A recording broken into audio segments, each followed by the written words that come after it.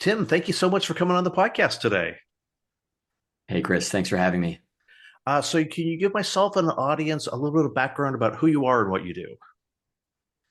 My name's Tim O'Hearn, and recently I published Framed, A Villain's Perspective on Social Media. It's a book that addresses really the travails and the trials of someone who grew up with the internet, became a programmer, and then broke the rules on Instagram while getting customers millions of followers. So I made money from the internet, but I also feel that socially I was affected by it as well. During my 20s, I was a software engineer. I worked in quantitative trading. And a lot of the things I did on social media were kind of my side hustle. But I decided to write this book because people are interested in it. And I felt that for the early internet and the internet we know today, things have changed quite a lot. And a lot of this information just hasn't been addressed in the same way. Gotcha. So, with the book, you talk about kind of building followings for people. Can you give kind of an overview of kind of what the history is of increasing social media uh, account profiles, the presences of them?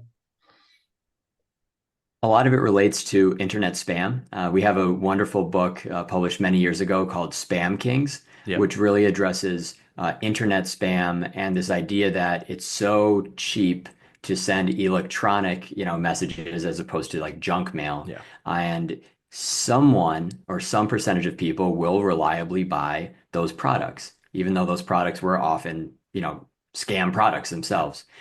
We saw these practices evolve with early social media sites, specifically on MySpace. So a lot of the automation systems that were being used by spammers to collect and then shoot emails off to large bunches of IP addresses or email addresses, I should say, were then applied to MySpace and MySpace profiles, where you had a messaging function there just the same, and you also had this new concept, which was friendship or mutual friendship on MySpace. We saw different bots towards the end of MySpace's reign pop up. And then once Instagram became more popular, 5 to 10 years later, we saw this massive proliferation where followers became front and center. And it was no longer a direct sales pitch. Rather, it was this race for more followers and growing those digital metrics and also purchasing digital insignia such as the famous blue check mark. Yeah. So, what was kind of the concept of growing followers? Is it that certain metrics were proof of I've arrived, or was it actually did result in those influencers or those individuals or businesses being able to actually conduct more business? If you were to look at the websites of any of my contemporaries or any of the businesses that came right before Shark Social, which was the business that I was involved with, it was both. It was both social proof in the general sense, which is that if you arrive at a profile and they have 20,000 followers, especially in 2018, Yeah. you're thinking that that's a pretty legitimate business or that's a influencer type of person.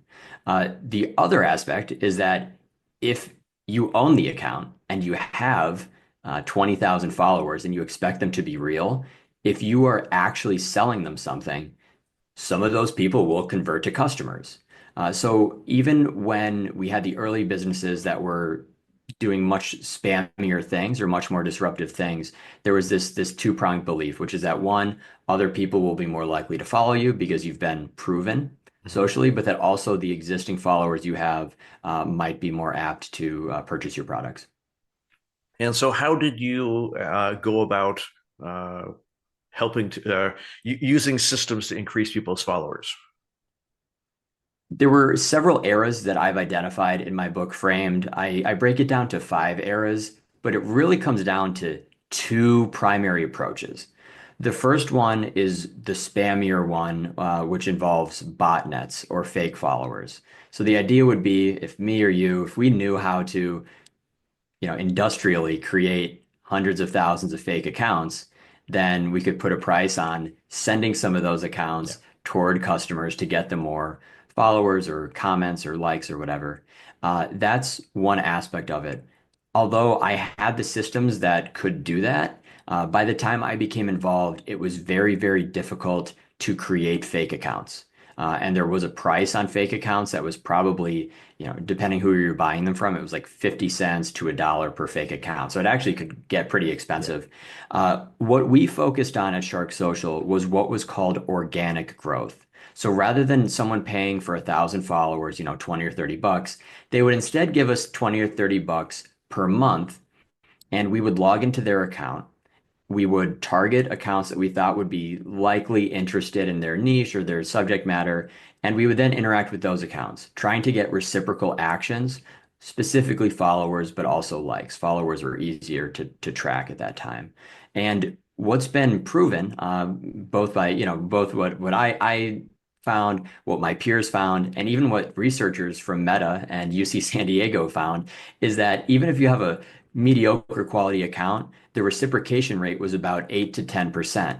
So if you were able to, dispatch about 300 actions per day, you could maybe get 30 followers back, and then 30 times 30, like that's a Yeah. solid, that's a solid amount of followers per month. And most people were more than happy to pay $30 or 40 or $50 even per month for that type of growth. And you were doing that through Google's or through the platform's APIs. Was that at the time permissible? No. So there was a lot of, I would say, double speak as far as what the platforms, meaning the growth platforms, were saying, and what the terms of use actually said. When services like mine proliferated, it was well known that we were breaking the terms of service. However, the big difference between 2017 and 2018 was that in our branding, we did not say this is a software as a service business or we are using bots to grow it. Yeah. We used generic terms such as humans or like no bots, which was fake, false, and other types of terms. And the reason was that one of the precursor services, Instagress, which was a dashboard that allowed people to, for $10 a month, to scale their accounts. Instagress was shut down by Instagram for several reasons. So there was already a precedent that this was not compliant with the terms of service. But we told ourselves, hey, as long as we don't use Insta or Gram in our branding, we might be safe. As long as we don't run ads directly on Instagram, we might be safe. And as long as we don't admit to using a bot, we might be safe. So at Shark Social, while some of our competitors did receive cease and desist letters, we were able to operate freely in that there was no legal threats, but also in terms of profit, right? We weren't the number one, we weren't the number five service. We were probably at best number 15 or number 18. It kind of flying below the radar. Yeah, and there's nothing wrong with it. In retrospect, I would have loved to be number one because even in the cases that we did see settlements, there wasn't that much. The damages that Meta came after, it basically resulted in, hey, you just get a lifetime ban. So if I could have traded lifetime use on any Meta services for what was claimed to be like $9.8 million in profit, Yeah. I probably would have taken that trade. Yeah. Not a bad trade that you could make. Not a bad Um, trade. I don't know if you can get it. We didn't talk about this beforehand, but if we can get a little bit into the weeds on the technical side, just because I do have a little bit of a technical audience, did you end up using like proxy server? Because if it all came from your corporate IP space, that would be pretty easy for Meta or any platform of a similar product to track down. Were you using VPNs and proxy services and IP addresses at data centers and stuff like that, or what were you doing to kind of hide where this traffic was coming from?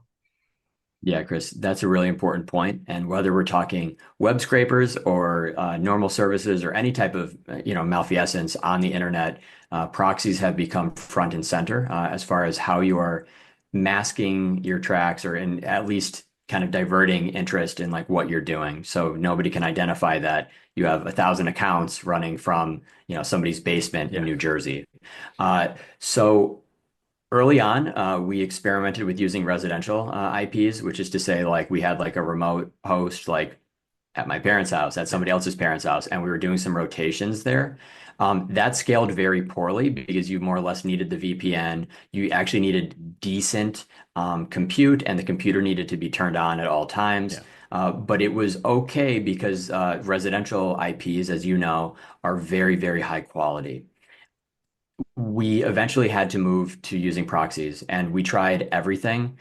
Towards the end, I actually designed a system in AWS that was more or less like spinning up EC2 instances on demand as proxies.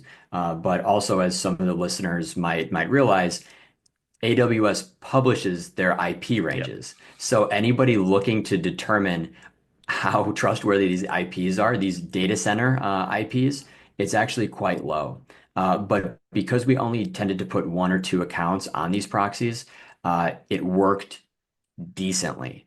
Where we had less luck was then using some of these new, at the time, new rotating residential Yeah. proxies, which are mobile proxies, but they're often in foreign countries and they're much less reliable. So to have to deal with failure there and the cost, which is at least 5 times as much as we were doing for data center proxies, it was a challenge. And I would say that was the main separation that we saw in the space, especially in 2019, where some people just didn't understand how proxies should work. And we at least had some expertise to continue building and continue experimenting with them.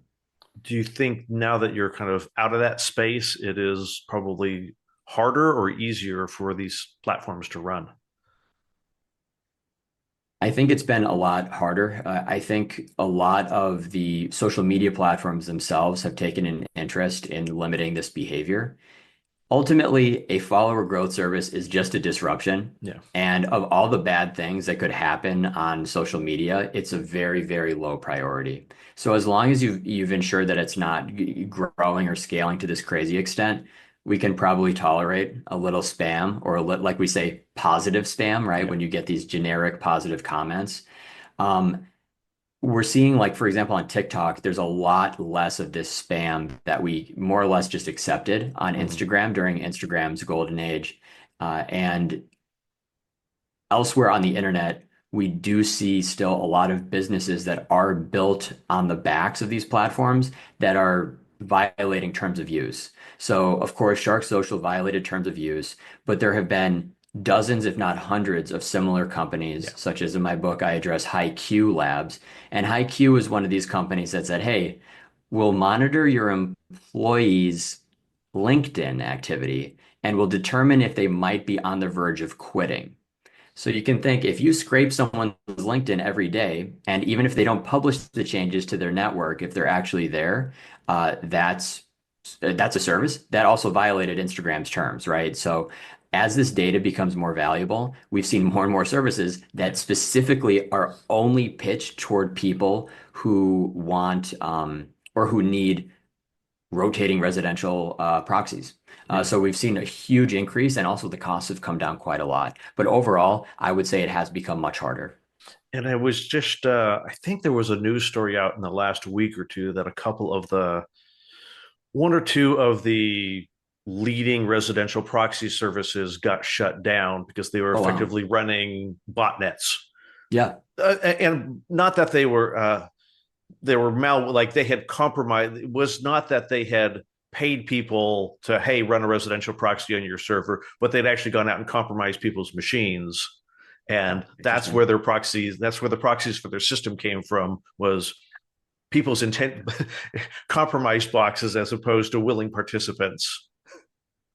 That's really interesting, but that is the nature of a botnet. Yeah. In my book, in one of the later chapters, which is split into two parts called safeguarding and shadow bans, I do reduce it to the same thing. I say, hey, you have these bot farms.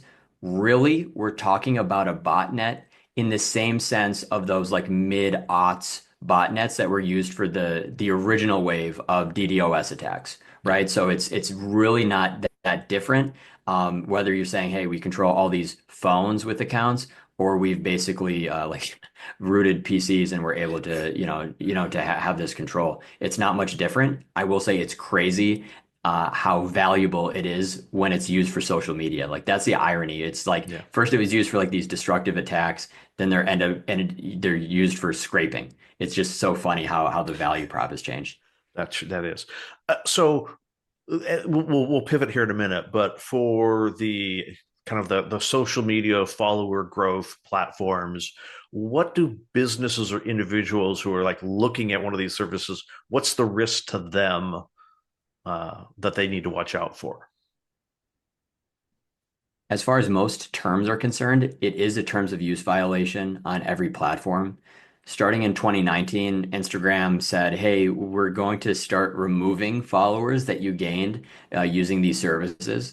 Instagram became quite good at identifying these how they were gained. But also, you're always eligible for just an outright ban. And the truth is that you don't have a particularly strong set of rights or recourse if your account is banned on a social media site. I address this in the later parts of the safeguarding and shadow ban chapters, which is that if you look online and you say, hey, what to do if my account is banned? What to do if I'm shadow banned? There's now an entire like shadow industry of like account recovery Yeah. scams and ways to like get your account back and to do this and that. The only thing I identified and confirmed in my book was that in certain states, there are like business and other types of like essentially like legal services that people have successfully used to lobby corporations based in California to reinstate their accounts, which I find very, very Yeah. interesting. But ultimately, it's like whether you feel that it was an arbitrary decision or not, it's really not worth pushing it if you have an account that is verified, that is popular, that has the post history, that has tens of thousands of followers, just to try to get a couple more. Most people would say it's not a great idea. You when you're building your business based on suspicious activities, the likelihood of that being able to be sustainable becomes uh, in question. Right. And you could be banned in ways that, you and I would understand, but the average person might not understand. Like, oh, like I have a MAC address, like I have a device ban. Oh, I have an IP ban. Oh, I now have an identity ban Yeah. because I need to use my face anyway. And I've actually worked with people who in the TikTok space are saying, "Hey, they banned my first account, they banned my second account, but I didn't post anything." I'm like, yeah, it's way more advanced than the not most non-technical users could imagine. And then you get trapped in this recovery scamming Yeah. realm where everything is overpromised and nobody can do anything. Yeah. And so, like the flip side is kind of the consumer side of social media, and you talk about that and the systems that you built to uh, exploit people. Exploit people is maybe not the right phrase, but what were some of the systems that you built targeting consumers of social media? Really interesting part of my life, which began after I started writing Framed, was that I was offered the opportunity to lead a special projects team at a mobile app startup that was a social network. I nicknamed it Cutlet in my book. And a lot of it was based around the financial space or like the retail trading space, which I have quite a lot of experience in. Rather than me coming and telling them how to build things in the trading space, they wanted me to work with alternative data and also user data to build persuasive technology Mm-hmm. systems. It was really unique, and I felt that it was at least worth a chapter, in the book. And what I built there was a feed. So it was a feed largely based around Reddit, but then I started splicing in other types of content from other sources, as well as, our obviously internal features. I started to work on push notifications. And when we say, either exploiting or addicting users, my only success metrics were, it was like, it was the rate of conversion of like Yeah. how many people clicked on a push notification. And we had no rule. I had no rules, no guidelines whatsoever. So I could wake up in the morning, type something out in one signal, and I could send it right out. And there was no gateways. It just was sent to all of our users. So I was able to experiment very freely and very rapidly, but also in a way that had some risk to it. I could have sent anything. Yeah. And that's a risk that I think a lot of people haven't addressed because it's so specific. But at the end of the day, my performance was kind of based on not necessarily attracting new users, but forcing manipulating our existing users to spend more time on the app and to return to the app, rather than being a monthly active user. My goal is to try to get them to be more like weekly active users. Yeah. Did you ever find balances? Did you ever find thresholds which is this is way too much interaction with the user, that at some point you annoy them and they say, I'm just going to uninstall the app or stop Yeah, the notifications? Like at what point, what do those thresholds look like? they are much more, I would say, like fat-tailed than you'd expect. For me, I'm very sensitive. I actually have no push notifications at all on my phone personally. I was shocked how much or how frequently you could annoy users until they did uninstall. I think I mentioned it in the book, the chapter is called "The Puppeteer," which I think is quite appropriate. Uh, you could blast it, and the amount of actual negative feedback you got was shockingly small. So we're thinking about like thresholds. You could send a message every day and most people didn't care. Eventually you would see, yeah, over like week over week, some people would, of course, uninstall the app or turn off notifications. But I think I mentioned in the chapter, first of all, our user base wasn't huge. It was in the thousands. Mhm. Um, there was no statistical significance to app uninstalls or notifications being turned off. Which is crazy because I have a mailing list personally, which only has a couple of hundred people, and I can tell you exactly what the unsubscribe rate is Yeah. week over week, and it's non-zero. That's the irony in it. It's like some people are so desensitized to push notifications that they're like, yeah, okay. So you're younger than me. You've kind of grown up with the, in the social media age that I way predate social media. I predate Google? I think I predate Google. Back when I was doing SEO stuff, it was Alta Vista, which I don't think even exists anymore. Mhm. um, so, like, what has been like as a consumer of social media? How have you seen kind of some of the techniques that you've actually used affect you personally? It's really complicated, and I will say I just my parents came to New York this weekend, and really they took me out for dinner to celebrate my book being published. And so we had a lot of these conversations of like, "Hey, we read your book. We have no idea what you're talking about, but that makes sense. Like what you're saying on MySpace, that you were like using MySpace to date people when you were in seventh grade. Like that's we didn't do that growing up, right? It was totally different. But I think also a lot of our conversations end on this much more sour note where I'm like, this is me, and in a way, I'm a survivor, or I'm someone who did things, in maybe the right way, so to speak. But I've also seen so many people be consumed by social media or who have had really unhealthy, like psychological impacts from social media. So a lot of the book was related to the journey of being born in the 90s and growing up with the internet and trying to preserve a lot of this early internet history. So maybe not as early as Alta Vista, but to Yeah, say like, hey, before everyone used Google, we had directory sites. And directory sites were like really important. And we've kind of like gone full circle where now when you search for certain things, you're brought to essentially a directory site, except everything's an affiliate link. yeah, And, so we go through that. So I talked about a lot of the impact on me personally, and as well as consumer psychology, which is to say, I remember getting a hit of dopamine when I came home from school, booted up the computer, logged into MySpace, and I maybe had like one comment or I had one friend request. And even when Reddit came out, a couple of years later, or when I was using it a couple of years later, I remember I would be skateboarding in the afternoon. I would come home and I remember that, I was being trained. It's almost as like Pavlovian yeah, conditioning, where I came to look for this high quality type of information and also aggregation on Reddit. And now I can say, like 15 years later, I'm still there and I'm still seeking what I found once upon a time. But you and I could probably agree that the quality is no longer there, and it's a very far cry from probably what the internet could have been. yeah. So do you find like yourself deciding have you kind of pivoted to I avoid social media now, or are you still, I use social media here and there?